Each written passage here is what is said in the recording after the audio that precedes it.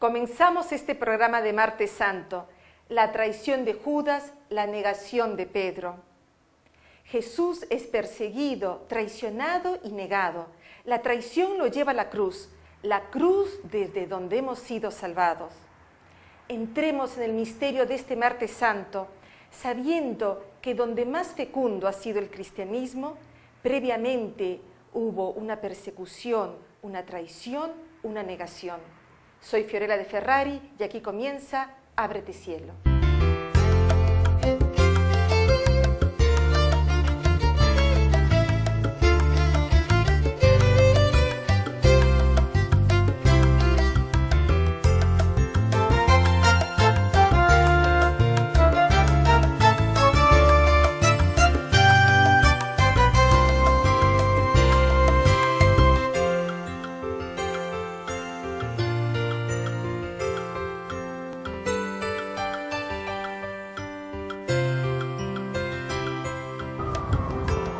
Ábrete Cielo. Amigos de Ábrete Cielo, estamos aquí en esta Semana Santa, estamos transmitiendo para ustedes, estamos transmitiendo para ustedes, estamos haciendo un programa para ustedes desde Jerusalén. Estamos aquí con Oscar Silva, que inmediatamente nos pasa a decir dónde estamos, Oscar Silva, en este lugar. Estamos frente a las murallas de Jerusalén. Yo creo que han visto una toma de estas murallas y estamos también al otro lado del Valle del Gimón o Ginón, que es un valle que se encuentra con el Valle del Cedrón o el torrente Cedrón. Estamos cerca del monte Sión. En esta zona, un poco más allá, se encuentra el cenáculo y la iglesia de la Dormición de la Virgen. Estamos en este lugar, vamos a hablar de esta palabra de Dios que es Judas, su traición, y Pedro con sus negaciones a Jesús. En verdad os digo que uno de vosotros me entregará. Los discípulos se miraban unos a otros sin saber de quién hablaba. Uno de sus discípulos, el que Jesús amaba, estaba a la mesa al lado de Jesús. Simón Pedro le hace una seña y le dice: pregúntale de quién está hablando. Él, recostándose sobre el pecho de Jesús, le dice: Señor, ¿quién es? Le responde Jesús: es aquel a quien dé el bocado que voy a mojar. Y mojando el bocado lo toma y se lo da a Judas, hijo de Simón Iscariote. En cuanto tomó Judas el bocado, salió. Era de noche. Simón Pedro le dice: Señor, ¿a dónde vas? Jesús le respondió: a donde yo voy, no puedes seguirme ahora. Me seguirás más tarde. Pedro le dice: ¿por qué no puedo seguirte ahora? Yo daré mi vida por ti. Le responde Jesús: ¿quedarás tú tu vida por mí? En verdad te digo, no cantará el gallo antes que tú me hayas negado 3 veces.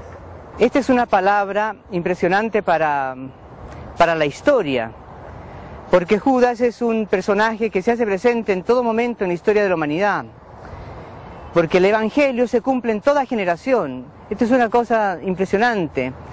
En Cristo los cristianos, a través de la historia, o Cristo en los cristianos a través de la historia, van cumpliendo la misma misión que Cristo ha cumplido cuando ha venido, cuando se ha encarnado y cuando ha vivido esta pasión aquí en Jerusalén. A lo largo de la historia, la iglesia también vive o en sí misma se realiza lo que en Cristo se ha realizado. Dicho de otra forma, completamos en cada generación los sufrimientos de Cristo. La iglesia completa los sufrimientos de Cristo, porque lo que falta de los sufrimientos de Cristo es justamente lo que en esta generación la iglesia debe vivir.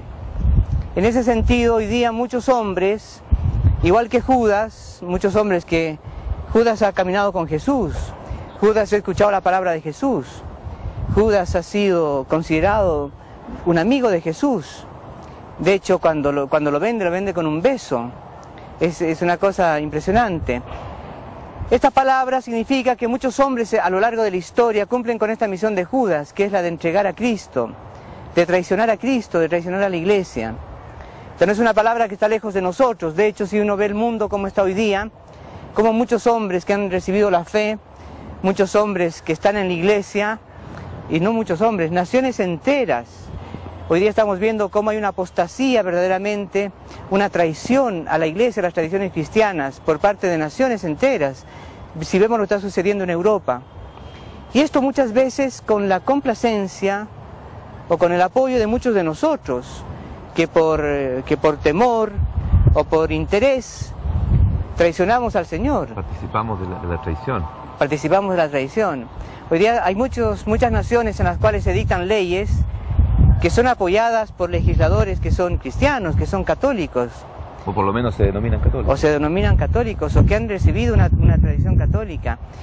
Y de pronto también esto nos puede pasar a todos nosotros.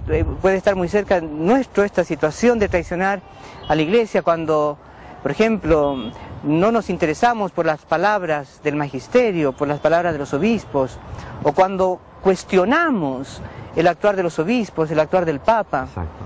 Esta es una cosa que está muy latente en nosotros. Y dice esta palabra una cosa muy profunda. Dice que cuando Jesús le da un bocado a Judas, entra el demonio en Judas. Entra el demonio. Hoy día estamos asistiendo a esto, porque el demonio está actuando en la historia. El demonio no deja de actuar en la historia. Es aquel que nos confunde, que nos tergiversa las cosas. El demonio siempre lo que ha hecho ha sido mentir, y por lo tanto engañarnos. Yo he escuchado en algún momento de mi formación cristiana una interpretación de esta misión que tiene Judas, que es precipitar el prendimiento de Jesús y por lo tanto precipitar su pasión. Y lo sorprendente es que Jesús está consciente de esto e incluso le dice a Judas: lo que tienes que hacer, hazlo. Al final de este evangelio, lo comentaremos ya en la parte del programa que viene, ha sido Pedro el que audazmente le ha dicho: yo, Señor, te seguiré a donde vayas. El hombre realmente no se conoce a sí mismo, Y tiene que ser el Señor el cual, a través de la historia, de los acontecimientos, nos vaya revelando quiénes somos. Necesitamos muchas veces de acontecimientos contradictorios. En este momento hay unas sirenas que suenan aquí en Jerusalén. Está muy bien. Hay que hablar fuerte. Estamos invadidos de muchos ruidos que de repente nos distraen, nos perturban. Pero el corazón del hombre, es que yo creo que sigas por ahí, o sigo yo con eso, porque yo creo que es muy importante esto. Porque, hermanos, ¿por qué Dios permite que Pedro lo haya negado? Hay algo más doloroso. Porque Dios permite que Judas lo haya traicionado. Claro, pero Pedro, al que él continúe la iglesia, Pedro que será un impetuoso, que quiere dar la vida por Jesucristo, y sin embargo Jesucristo tiene que ponerlo en su realidad.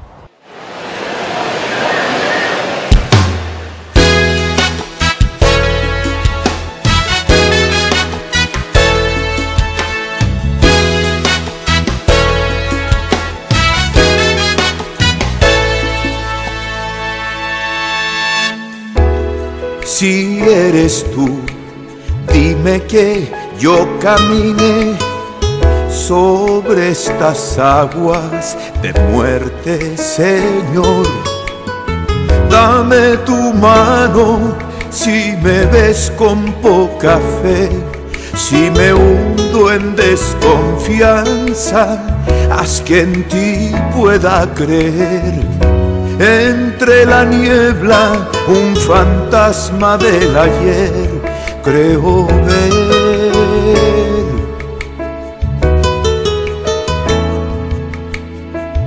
Si eres tú, aquí estoy esperando ver en la noche tu imagen, Señor.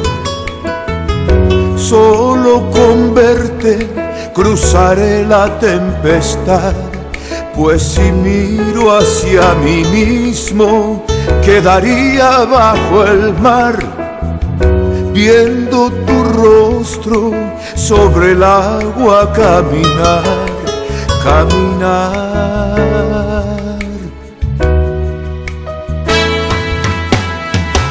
Hombre de barro, si me dejas, Señor, hombre del cielo, con tu favor. Hombre del mundo, si me dejas, Señor, hombre esperando por tu amor.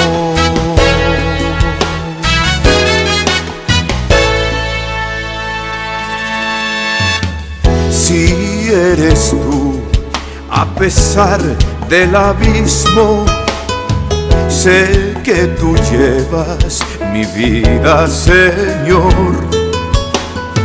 pero este miedo que me esconde la verdad dice que eres espejismo, que no hay nada más allá.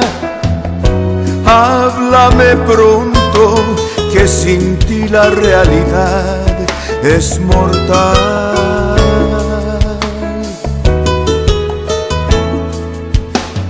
Si eres tú, hazme ver tu semblante, porque mis ojos no entienden, Señor. Con tu palabra hazme ver tu corazón, disipando la tormenta que acobarda mi valor. Abre mis ojos con tu espíritu de amor, oh Señor, oh Señor, oh Señor. Hombre de barro, si me dejas, Señor, hombre del cielo, con tu favor. Hombre del mundo, si me dejas, Señor, hombre esperando por tu amor.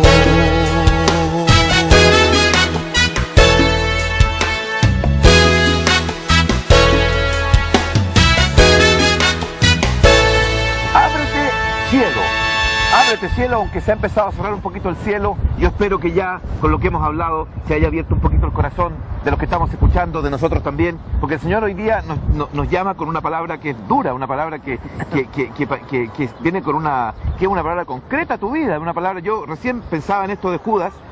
Judas, Dios le ha dado un bocado y ha entrado Satanás en él. Sí. Y una vez alguien me dijo una cosa muy linda que se la puede contar. ¿Se la puedo contar? Puede contar. Sí, se la puede contar. Una vez alguien me dijo, porque yo me escandalicé de una situación que había en la iglesia, qué sé yo, y me dijo, mira, alguien me dijo una cosa muy linda.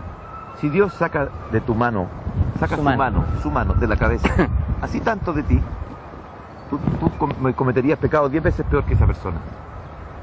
Esto es muy importante porque el escandalizado, el que se escandaliza, ese es el que destruye la iglesia, a veces más que Judas. Ya dije que no estoy defendiendo a Judas, pero es importante, porque cuando tú te escandalizas, pero como Dios es bueno, ¿qué es lo que hace Dios cuando tú te escandalizas? Cuando yo me escandalizo. Cuando yo me escandalizo, ¿qué es lo que hace? Que yo tengo que pasar por el mismo pecado que ha pasado aquella persona de la cual yo me he escandalizado.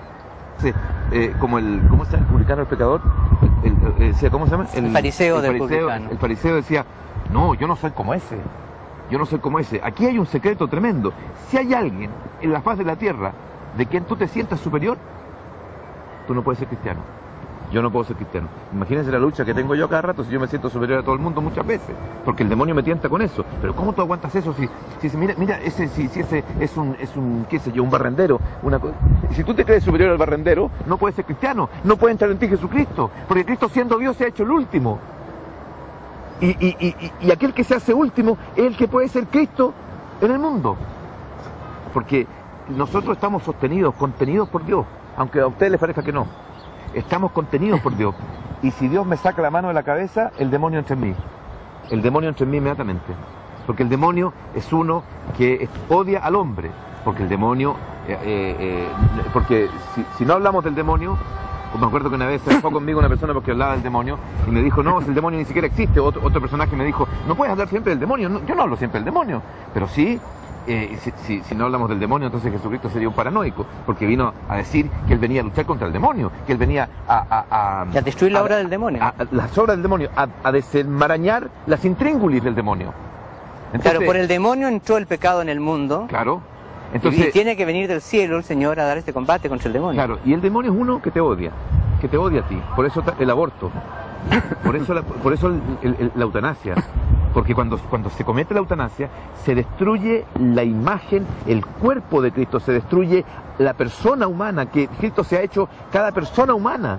Cristo es Dios, Cristo ha tomado la naturaleza humana y la ha hecho divina, le ha puesto en sí la trascendencia plena. Y el demonio odia eso, porque el demonio es una criatura de Dios y no puede llegar a ser hijo de Dios. Y el demonio sabe lo que tú puedes llegar a ser hijo de Dios y él no puede. Por eso odia al hombre. Por eso tiene que destruir al hombre. Y como no puede destruir a Dios, tiene que destruir a Dios en ti. Quiero profundizar en este tema de la glorificación de Jesús. Cuando Judas sale, inmediatamente Jesús dice, el Hijo del Hombre ha sido glorificado y Dios va a ser glorificado en él. Y Dios le glorificará. Esta es una cosa bellísima, porque Jesucristo, ha dado gloria a Dios en esta obediencia preciosa a su Padre hasta la muerte. Porque Jesús, pudiendo haber evitado esta pasión que se va a desencadenar, todo este sufrimiento por el cual va a pasar, pudiendo haberlo evitado, no lo ha evitado, porque él tenía muy claro que tenía que hacer la voluntad de su Padre. Y Dios ha visto esto como una cosa bellísima, por eso Dios lo ha glorificado, y lo ha glorificado con la resurrección. Nosotros los hombres, para nosotros los hombres, esto es lo que quiero decir, es muy difícil comprender esto en profundidad. Necesitamos realmente que el Espíritu Santo con sus 7 dones nos inunde de sabiduría, de ciencia, de inteligencia, para poder realmente comprender el misterio de Cristo. Sin embargo, el misterio de Cristo, que es una cosa incomprensible, gracias al Espíritu Santo, cualquier hombre, por sencillo que sea, incluso por ignorante, muchas veces por inculto que sea, porque esto no se trata de tener mucha cultura. De hecho, que dice Jesús que Dios ha escondido estas cosas a los sabios y a los inteligentes, no se trata de inteligencia. La comprensión de esto es un misterio, porque es muy difícil comprender cuál es el plan que Dios tiene. De hecho, Judas y Pedro no han comprendido el plan de Jesús. Han estado con él 3 años caminando, le han escuchado decir cosas impresionantes, han estado viendo los milagros que Jesús ha realizado, y al final no han comprendido lo que Jesús quería decir. El último milagro que Jesús realiza antes de padecer es la resurrección de Lázaro, que en algún programa creo lo hemos comentado, lo comentaremos. Esta resurrección de Lázaro ha desencadenado en el sumo sacerdote y en todos los importantes de Jerusalén, ha desencadenado la voluntad de matar a Jesús, porque han dicho, es mejor que muera un hombre que no todo el pueblo, porque veían que todos se sumaban a Jesús, como hacían milagros sorprendentes, este milagro impresionante, resucitar un muerto, no solamente un muerto, sino un muerto que ya huele, 4 días enterrado. Entonces, deciden matarlo. Es necesario que un hombre muera, porque tal vez pensaban, seguramente pensaban, que si veían que Jesús llevaba a tanta gente tras sí, tanta gente le seguía, esto podrían los romanos que habían invadido Israel, el imperio, podían ver esto como una revolución, como una revuelta, y por lo tanto, por culpa de Jesús podrían morir muchos. Esto es seguramente una forma que podemos interpretar esta palabra. Seguramente Judas pensaba, y esta es una interpretación que también yo he escuchado de parte de la iglesia, de algunos teólogos, seguramente Judas pensaba que si vendía a Jesús, Jesús iba a verse obligado a manifestarse como el Mesías, como aquel que venía a liberar a Israel de la opresión, a liberar a Israel de la ¿cómo se llama? De la invasión, del dominio de los romanos. Claro. Tenía a lo mejor este propósito. Claro, era inteligente, de hecho. O sea, razón. Tengo que precipitar este momento para que aprecien a Jesús. Y dice, bueno, Judas no ha comprendido cuál es la misión de Jesús en el mundo. Muchos hombres no comprenden cuál es la misión. Yo también he estado mucho tiempo metido, por ejemplo, cuando era joven, y pensaba que verdaderamente Jesús o la iglesia tenía que estar al servicio de la justicia y de construir en este mundo el reino de Dios, construirlo a través de la política, de la economía, de imponer de alguna forma un reino de justicia y de paz, pero imponerlo casi por la fuerza. Y esto puede ser una postura también de Judas, porque cree que el problema es resolver los problemas del mundo hoy día. Una de las situaciones que ha llamado nuestra atención en Tierra Santa es el éxodo de los cristianos de Belén. Para conocer de cerca esta realidad, a través de los padres franciscanos, hemos conocido a quien nosotros hemos llamado José de Belén. يا قديسة مريم يا والدة الله صلي لأجلنا نحن الخطاء الآن وفي ساعة موتنا آمين. بسم الآب والابن والروح القدس الله الواحد آمين. José es uno de los pocos árabes católicos que ha decidido permanecer en Belén en condiciones de gran adversidad. Él nos recibe en su casa de Belén como quien recibe a unos hermanos por largo tiempo esperados.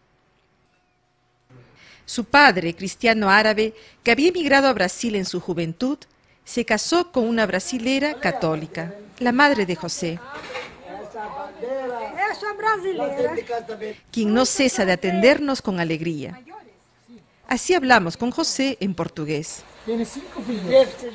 Orgulloso de tener un terreno en una de las colinas de Belén, con mucho entusiasmo nos explica y muestra su huerta de olivos, su crianza de conejos y la fuente de agua que ha construido para que sus hijos puedan tener una pequeña recreación frente a la imposibilidad de salir de Belén. La muralla que el Estado de Israel ha construido en torno a las zonas árabes ha convertido a Belén en una ciudad desolada.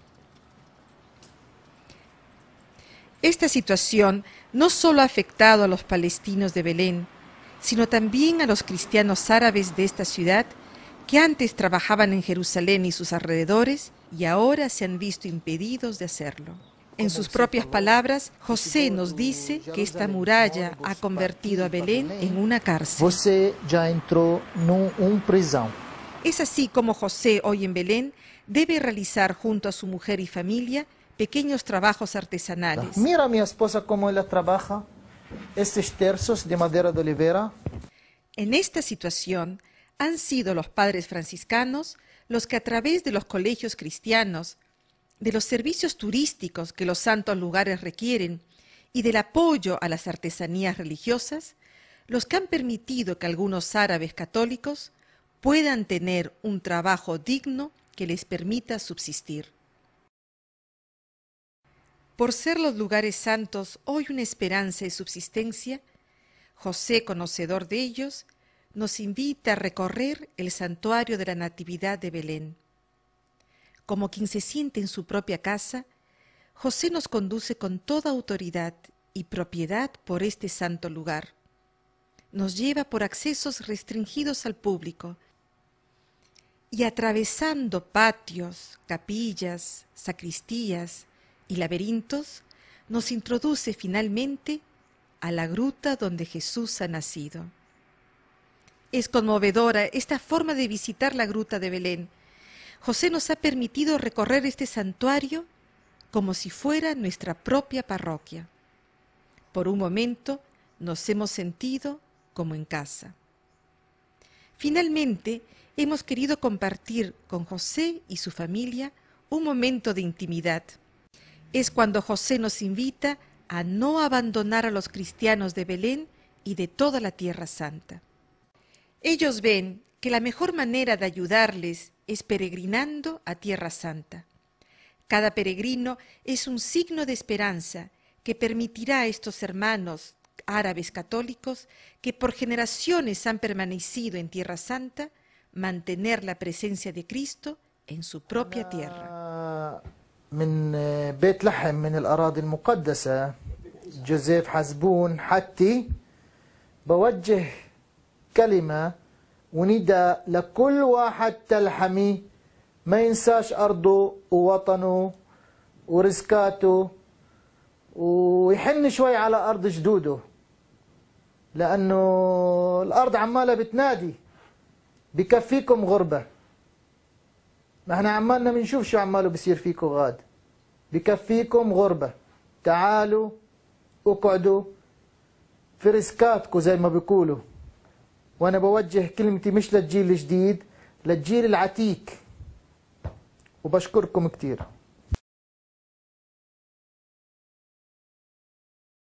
Pero otro aspecto hay, antes de que no se nos vaya a ir, este es el aspecto de Pedro, porque Pedro, igual que Judas, tampoco se conoce a sí mismo y tiene otra idea de la misión de Cristo. Sin embargo, Pedro tiene otra personalidad, podemos decir, o también otra inspiración. Es interesante ver que en este celo de amor que tiene por Cristo, Dios le ha revelado a Pedro que Cristo es el Mesías, el Hijo de Dios vivo. Esto se lo ha revelado, Jesús le ha tenido que decir, Pedro, esto no te ha revelado la carne ni la sangre, sino directamente mi Padre que está en los cielos. O sea, Pedro ha tenido esta inspiración. Sin embargo, tampoco Pedro, a pesar de esta inspiración, tampoco Pedro comprende, porque Pedro no se conoce a sí mismo. Y también el Señor tiene que hacer una obra en él, como la hacen nosotros, porque en general, no en general, sino que concretamente el hombre no se conoce a sí mismo. Dios...